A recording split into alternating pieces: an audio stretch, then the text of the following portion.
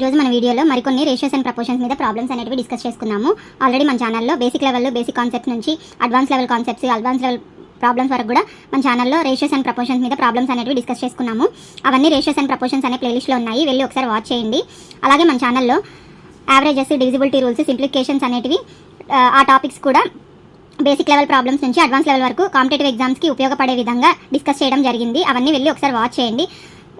ఎవరెవరైతే students competitive ఎగ్జామ్స్కి prepare అవుతూ ఉంటారో వాళ్ళకి ఖచ్చితంగా ఈ ఛానల్ అనేది యూజ్ అవుతుంది. సో అలాంటి వాళ్ళకి మన ఛానల్ని తప్పకుండా షేర్ చేయండి. అలాగే మన ఛానల్ని రెగ్యులర్గా ఫాలో అవుతూ ఉండండి. మరికొన్ని వీడియోస్ మీ దాకా తీసుకొస్తాను ఇలాంటివన్నీ.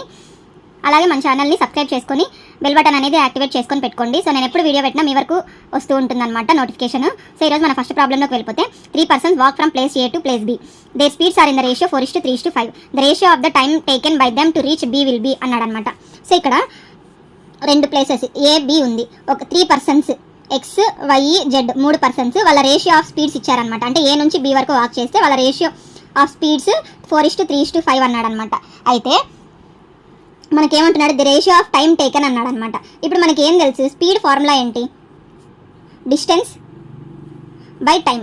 అంటే దీన్ని బట్టి మనం ఏం చెప్పచ్చు, speed is always inverse proportion to time అనమాట.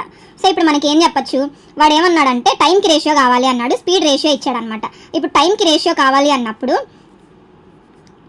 ఎక్స్ 4 parts అయితే టైం ఏమవుతుంది, 1/4 parts అవుతుంది. వై 3 parts అయితే స్పీడ్ టైము 1/3 parts అవుతుంది. జెడ్ టైము 5 parts అయితే జెడ్ స్పీడ్ 5 parts అయితే టైమ్ స్పీడ్ 1/5 parts అవుతుంది. సో ఇక్కడ ఇది 15:20:12 అనేది ఆన్సర్ వస్తుంది అనమాట. ఇక్కడ సెకండ్ ప్రాబ్లం చూసుకున్నట్లయితే tea worth ₹126 per kg and 135 rupees per kg are mixed with a third variety in the ratio 1:1:2. If the mixture is worth ₹153 per kg, the price of the third variety per kg will be అన్నాడు అనమాట. So ఇక్కడ చూసుకున్నట్లయితే 3 varieties of tea అనమాట.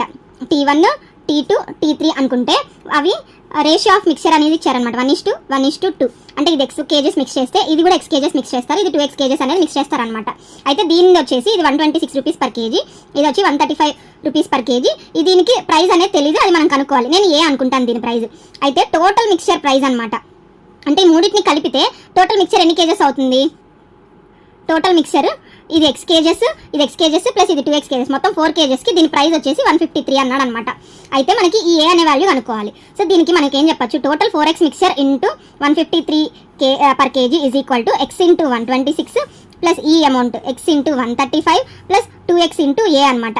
So ఇది వచ్చేసి మనకి 612x, ఇది వచ్చి 126x, ఇది 135x ప్లస్ 2x ఇంటూ ఏ. సో 612x మైనస్ 126 ప్లస్ 135 ఏమొస్తుంది అని అంటే మనకి ఇక్కడ 261 వస్తుంది అనమాట. 261x is equal to 2x into ఏ.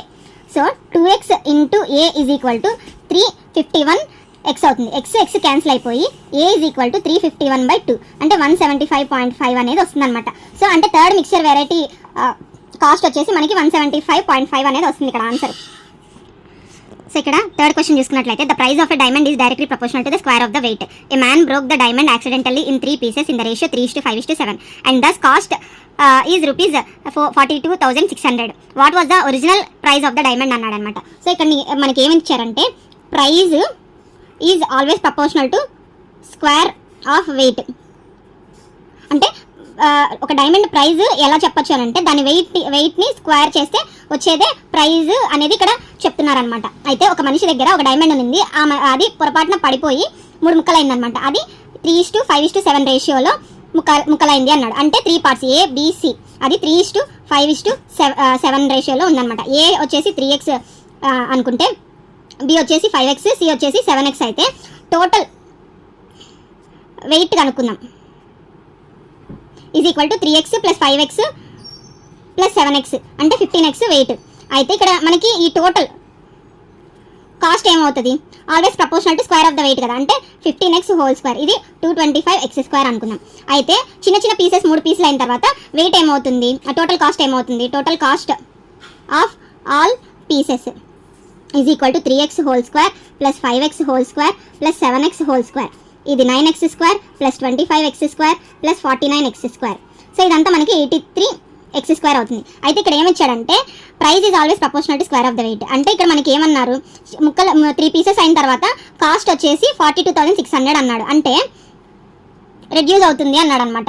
600 అంటే టోటల్ కాస్ట్లోంచి ఇది తీసేస్తే 225 X square minus 83 X square తీసేస్తే వచ్చేది 42,600 అనమాట.